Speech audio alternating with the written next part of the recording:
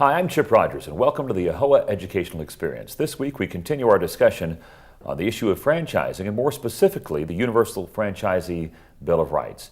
Joining me today are my guests. We'll begin right here to my right with C.K. Patel, who is the co-chair of the Coalition of Franchisee Associations. He is also the immediate past president of the Asian American Hotel Owners Association. And next to him, sitting in the middle, Laura Lee Blake, who is the vice president of Fair Franchising, along with Government Affairs and General Counsel. Thank you. And Alkesh Patel, who is the secretary of the CFA. He's also the vice chair and the incoming president for AAHOA. So thank you, gentlemen and lady, for being with us today. Thank you. We talked in the last show about the general idea of franchising, the franchisor, the franchisee, the relationship, and how at times it can become strained, even though everyone has the same ultimate goal. It's important for our viewers to know we're talking about a franchise industry in whole, or the sector of the economy that includes 18 million jobs, or 14% of the private sector, 760,000 businesses. And I want to start on this show with Laura Lee, because Laura Lee, the Coalition of Franchisee Associations put together this Universal Franchisee Bill of Rights. It took quite some time. And if you think about the diverse groups and businesses that really came together, from the food industry to the automobile repair industry, to the personal care, to the hotel industry, that could all come together behind it. That's pretty amazing, because that doesn't happen too often. But I know that this has been out there now for a few months, and a large number of groups have signed on and said, yes, we support the Universal Franchisee Bill of Rights. Give us an idea of how many and who we're talking about. Well, so far we have 520 endorsements, and this includes both public endorsements as well as individual endorsements. But we also have 12 ratifications, and these are by franchisee associations. So of course, AAHOA, Asian American Hotel Owners Association, we have strongly ratified and endorsed this with our 10,000 members, more than 10,000 members.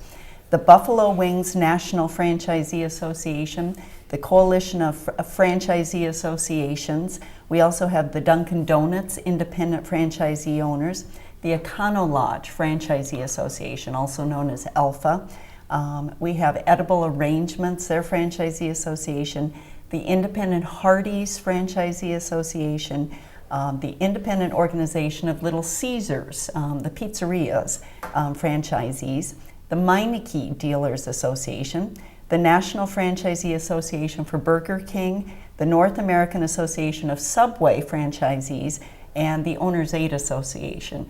So you can tell just from that list, we have hoteliers, we have restaurateurs, we have, auto care franchisees, who have all recognized that there are tensions between the franchisors and franchisees, that there's an unbalanced relationship, and it's time to have a Bill of Rights to bring back the parties for the benefit of the franchise systems overall. So we're very excited to see how this is growing. I mean, almost every week there's new endorsements and ratifications of the Bill of Rights. And what would ultimately be, I guess, the goal of the franchisees in doing this is to have these items that we're going through contained in every contract. So every time that a franchisee or prospective franchisee wants to sign a contract, they know they're going to get these items included. Boy, that would make a lot less heartburn, so to speak. Alkesh, we talked in the last show about the first two, freedom of association and good faith and fair dealing. The third Bill of Rights item is the uniform application of brand standards. And I guess this means that a franchisor would say to all franchisees, we're going to treat you all the same as far as our brand standards are concerned. Is that what this means? Well, what it means is that not only the brand standards, so if any of the franchisor wants to have a brand standard, that's part of it in the agreement. What we are saying is that brand standards, no problem. But when you have a product, for example, if you want, in the hotel industry, if you want the consistent towels, consistent beds, consistent product, then you put the specs out. So you say that, okay, in every hotel, in certain franchise, which with a certain name, that you have to have 300 coil plus beds. And that's what we are saying. Give us a spec, and then as a franchisee, we should be able to go and get that product for a best price that we can go out and get it, right?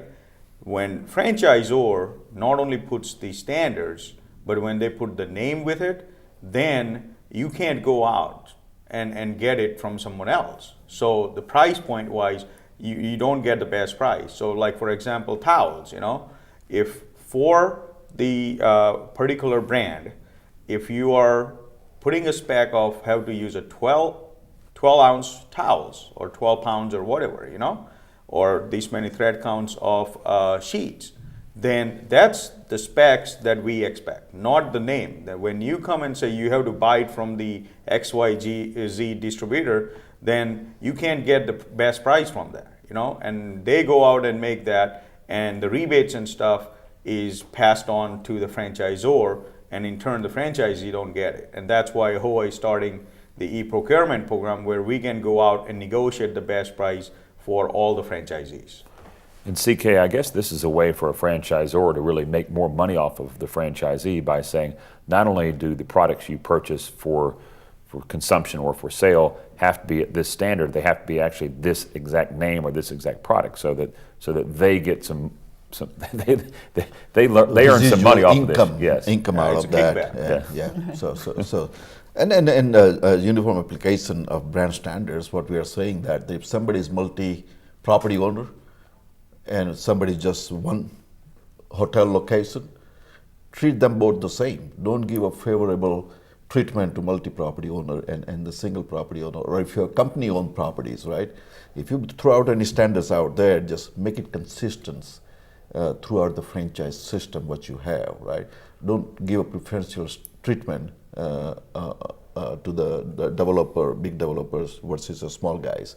So there are a lot of things involving in that uniform application of the product or the standards what right. to give out, right?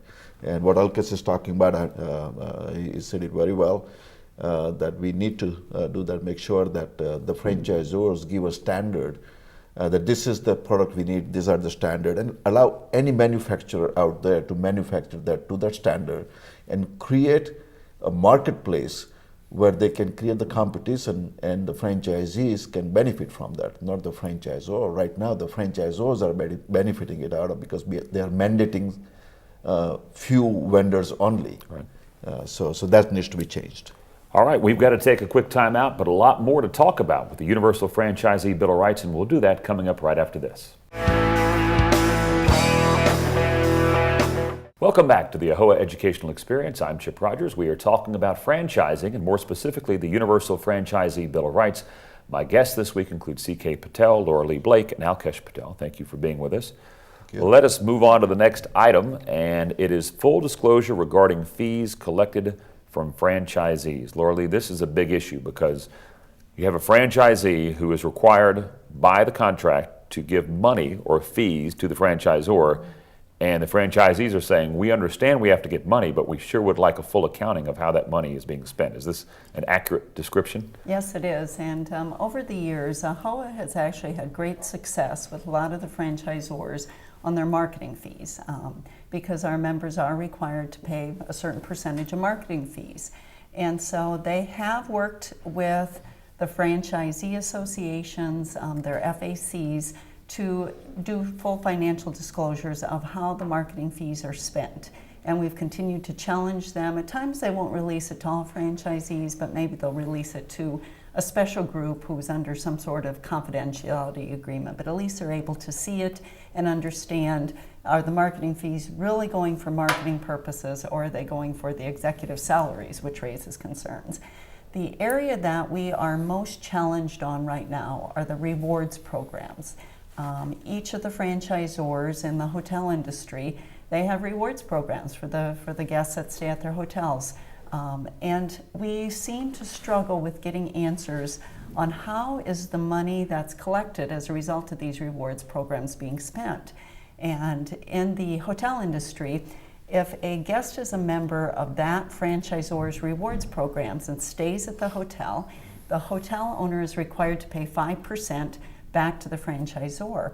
And of course, then the guest can collect points. They can use the points for free night stays at other, same brand properties.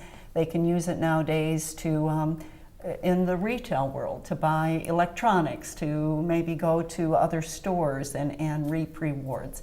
But there seems to be no accounting of where is this 5% going, how is it being spent, how are they dealing with the points, do they expire, the guest points expire. So we struggle right now with getting answers to those questions, and we'll continue to pursue that. But that's what this point addresses, is full disclosure regarding the fees that are being collected from the franchisees to make sure they're being used in a proper manner.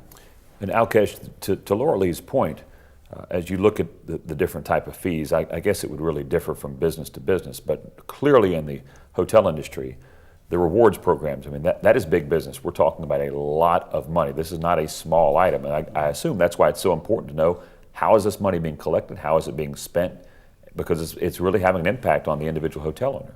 Absolutely. I mean, it's the franchisee pays for it. This is not like franchisor allocates certain funds to start with. Franchisee starts with these, and every billings, every franchisee pay for it. So it's about transparency. They want to know is every dollar that franchisee pays as a fee for the marketing and stuff is spent right. And recently, Quiznos franchisee, this was an issue. The marketing money was not getting spent right, and there was a big lawsuit. And even though the lawsuit got settled and whatever happened, they spent all the marketing money to fight this lawsuit. And you can see now, never. I mean, 3-4 years back or 5 years back, you saw so much marketing money that was spent. You see TV advertising and all that. You don't see that now because they use the franchisees' money to fight the lawsuit.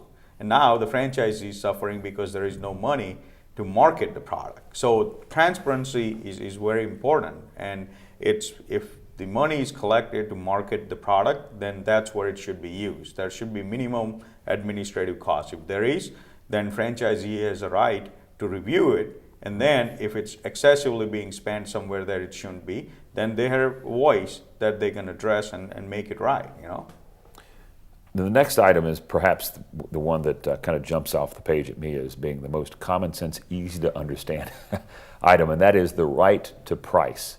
And this may not be a real big issue in the hotel industry, but certainly for some of the restaurateurs that are involved as franchisees, this has become a major issue. We know of one in specifically where the franchisor is telling the franchisee to sell a product at a price below what it cost them to provide that product. And of course, if they did that for all of their products, you would effectively put them out of business. Right. And like you say, in the hotel industry, it is not relevant, but in the food industry and other industry, and since this is a coalition of franchisee coming together, so everybody's rights are in there, which is hurting them. And this is one of the thing in the food industry and in the car industry. The franchisors are mandating that you sell this burger for $1.20 versus the cost to the franchisee is $1.99. So that's a big discrepancy right there. Now the franchisors are always making money on the top line. So even though they are making you sell the product for $1.20, they're still making their royalties on the money what you collected. So you're paying it twice. You're losing money more than you're making on it. So and that's what that comes in the place that let the franchisee determine how much they want to charge, so they can determine their return on investment on the product what they're selling. And that's what that point is all about. So it has to be fairness there. And Laura Lee, we've got just a couple of minutes left. I would think, in a way, that this right to price should almost be incorporated in good faith and fair dealing. If a franchisor is forcing, through the mechanism of the contract, a franchisee to take an action which they know will lose money, to sell a product at a price below what it costs, you can't continually do that. And I would assume, wouldn't the courts look at that and say, no, you can't force anybody to really kill their own business is effectively what they're trying to do in a way. And that's absolutely correct. And that's why I know there was a lawsuit that arose out of at least one of these examples where the franchisor was setting the price. And you understand from the flip side, the franchisor is saying to the franchisees, this was a marketing promotion. And so, yes, maybe you lost a few cents on a burger, but look at how many people then visited your property, bought your soda, bought your fries. So there is a difficult situation there, but yet when they unveil these marketing programs without the knowledge and approval of the franchisees, that kind of goes along with what you were mentioning, the good faith and fair dealing. If they had disclosed it, had gotten the blessing from the franchisees going in, that yes, we recognize this as a marketing promotional idea, I think that they could have worked through some of these issues. And in the hotel industry, you know, we don't see it specifically this way, but I just had a conversation with a franchisor earlier this week, and they were talking about how they are now visiting some of their properties, especially in this economy, and telling them that if you don't raise your room rates, you're not going to be able to survive in our market. We are imposing additional amenities. We're trying to raise the standard of the hotel. So they're doing it in subtle ways as well, basically saying if your room rates aren't high enough, you're not going to be competing with our brand anymore. So it's coming at the franchisees from a number of different areas. And that really almost relates, it's amazing how some of these relate back to some of the other topics we talked about, freedom of association. I can imagine that if you have a strong association, the message is going to be delivered to the franchisor. Look, this is not what, you know, we're going to help you with your marketing, but don't market and lay down a price that we can't live with, because that's not a long-term pathway to success. And then that's why you need an independent franchisee association who has a voice. Right. And that's very, very key that you have to have independent association to talk about this.